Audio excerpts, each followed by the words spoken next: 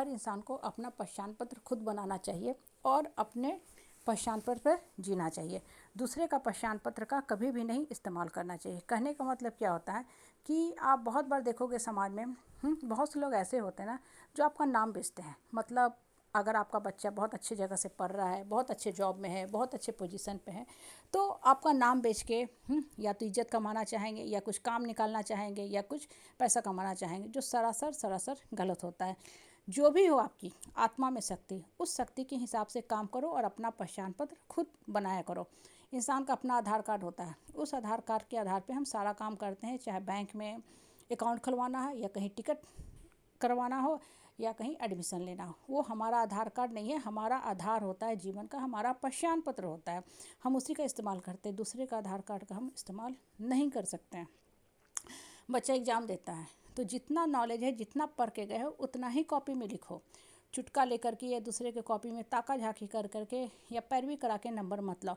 उससे होगा क्या कि आपको नंबर तो आ जाएगा लेकिन नॉलेज नहीं आएगा। और काम हमेशा नॉलेज देता है, नंबर नहीं देता है। इंसान अपने मन की जो शक्ति होती है, नॉलेज होता है ना, उसी से जीवन में आगे बढ़ता है और वही चीज़ें उसको जीवन में सफलता भी देती है।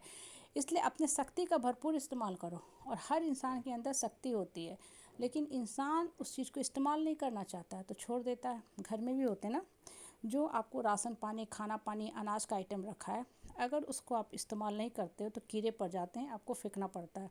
कपड़ा भी कितना भी अच्छा क्यों ना हो, अगर आपने नहीं इस्तेमाल किया, अलमीरा में पड़ा हुआ है, सूटकेस में रखा हुआ है, तो कुछ समय के बाद उसके रंग जो होते हैं फेड कर जाते हैं, बदरंग हो जाता है, या छोटे छोटे इंसेक्ट लग जाते हैं। वो आपके कपड़ा किसी काम का नहीं आता, चाहे उलन शॉल ही क्यों ना हो या चाहे आपकी सिल्क की या कोई भी शिफॉन की साड़ी क्यों ना हो, कोट क्यों ना हो। कहने का मतलब क्या होता है ना कि जीवन में ना हर चीज़ इस्तेमाल के लिए होती है, उसको इस्तेमाल करो, नहीं तो घिसते घिसते घिसते ख़त्म हो जाएगा। माइंड का भी वही चीज़ है। माइंड में अदम्य साहस और शक्ति होता है, शरीर में भी शक्ति और साहस ऊर्जा होती है। जो लोग इसको इस्तेमाल करते हैं वो बढ़ते हैं, और जो लोग नहीं इस्तेमाल करते हैं उनकी शक्ति रिसेसिव हो जाती है, छीन हो जाती है और शेष मात्र रह जाती है। अंत में वो इंसान क्रीपर बन जाता है। जो कर रहा है वो इसलिए कर रहा है कि उसने अपनी शक्ति को इन्वोक किया, और जो नहीं इस्तेमाल करता है वो शक्ति छीन हो जाती है। बच्चा 10 तक सारा सब्जेक्ट पढ़ता है, लेकिन 11th में आने के बाद एक पर्टिकुलर सब्जेक्ट पे वो कन्फाइंड हो जाता है।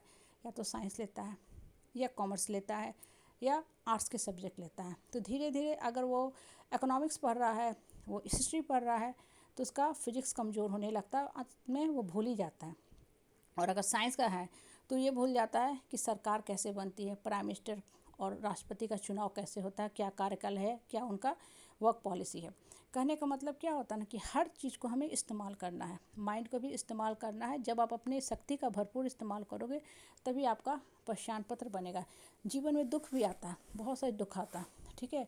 अगर आप दुख के बारे में सोचना बंद कर दो तो धीरे धीरे दुख कम हो जाती है। हालांकि यहाँ पे अच्छा है, भूलना ज़रूरी होता है, तो हम दुख को अगर छोड़ दे तो वो चीज़ वहाँ पे पॉजिटिवली काम करता है। लेकिन जीवन में अगर जहाँ दिमाग का इस्तेमाल करना है ना, अगर दिमाग को इस्तेमाल करना छोड़ दें तो उसकी शक्ति छीन हो जाती है। आजकल बच्चों का मेजर प्रॉब्लम क्या है, कंसंट्रेशन वीक है। हर बच्चा यही बोलता फोकस नहीं कर पाते हैं। कैसे करेगा, ऑलरेडी इतना सारा वीडियो देखेगा तो दिमाग में वो जो video form, graphics form, picture के फॉर्म में है तो दिमाग में फोरग्राउंड में चलते रहते हैं। तो जो टेक्स्ट की चीज़ें हैं ना दिमाग में बहुत लंबे समय तक नहीं टिकती है।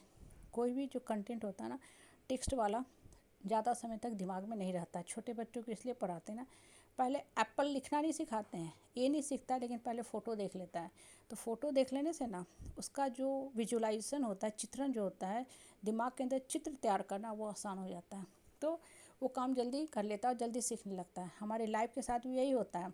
जब मन के अंदर आप शक्ति को जागृत करोगे ना, ये सोचो कि हमको ये काम करना है, हमको कैसे करना है, तो सारा जो फ्लो चार्ट है दिमाग में बनता चला जाएगा। एक माइंड मैप में एक फ्लो चार्ट बनता जाएगा, और वो फ्लो चार्ट क्या करेगा, आपको जीवन में सफलता देगा। इसलिए लाइफ में अपनी शक्ति का सही दिशा में इस्तेमाल करो।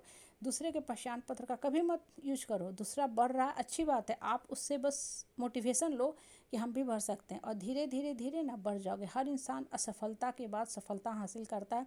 उसकी बातों को लोग सुनना ज़्यादा पसंद करते हैं कि ये भी एक दिन नीचे था, हमारी तरह खाई में गिरा हुआ था, गड्ढे में गिरा हुआ था, लेकिन इसने बाउंस बैक किया। आप कैसे बाउंस बैक किया, आपके पास आएगा, पूछेगा, आप उसके लिए एक कैटलिस्ट का काम करोगे, उत्प्रेरक का काम करोगे।